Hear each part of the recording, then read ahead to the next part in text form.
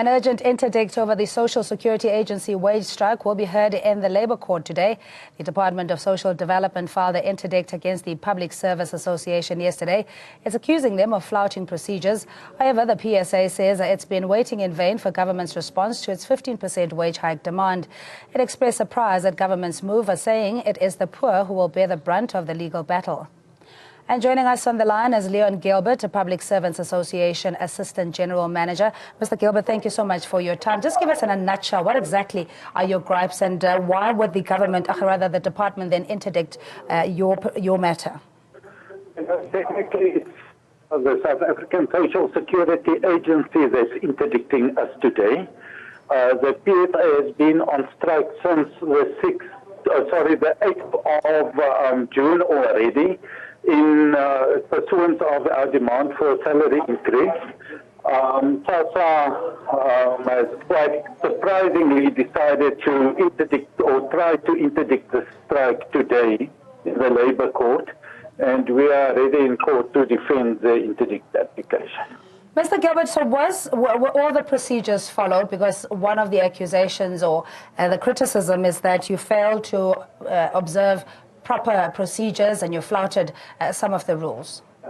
That's quite inexplicable. As I indicated, we've been on strike since the 8th of June already. We gave proper notice.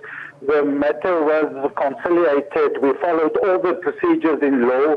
We had meetings with the Minister of Social Development, where she indicated that she was not going to interdict the strike, but she was going to apply the no work, no pay principle. And today, surprisingly, they're trying to interdict it. Yeah, would you say that the minister perhaps is not aware of what's going on? Because as you're saying, it's the Social Security Agency that has now interdicted this matter in the Labour Court, that perhaps the oversight principle was not applied or that the minister had not been informed?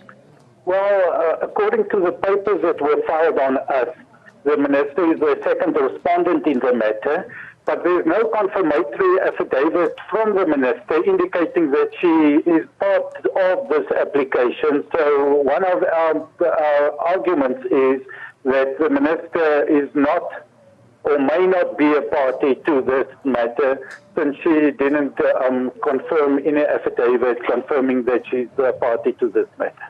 Yeah, I mean, I'm no legal expert, so I'm really trying to just make sense of it all, that what is the rationale if you're saying that the time lapse since your members had gone on strike and vis-a-vis the interdict, that all of it doesn't make sense? What would you make out of it? No, well, all that we can make out of this is that the strike is really hurting the business of the employer to the degree that they are looking at alternative means of breaking the strike, and that's why they're bringing us to court.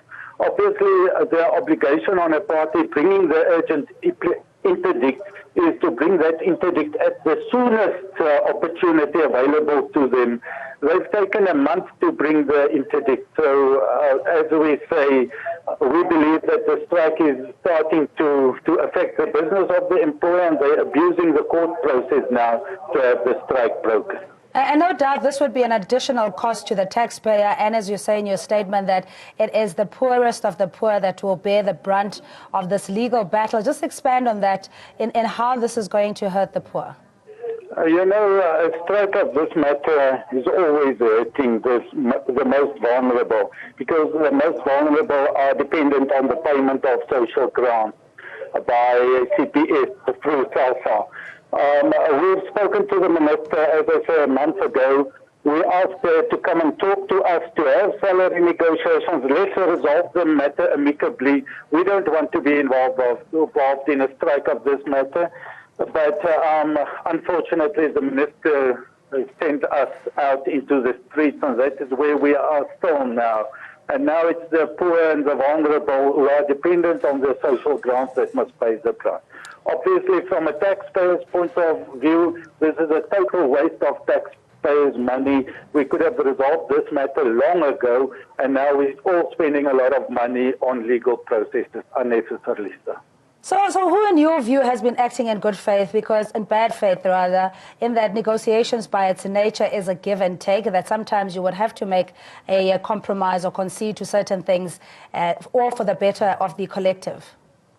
We would love to get involved in the discussions in order to be able to making the compromises. At this stage, we denied that opportunity, and that is why our demand still stands at 15 to 13%.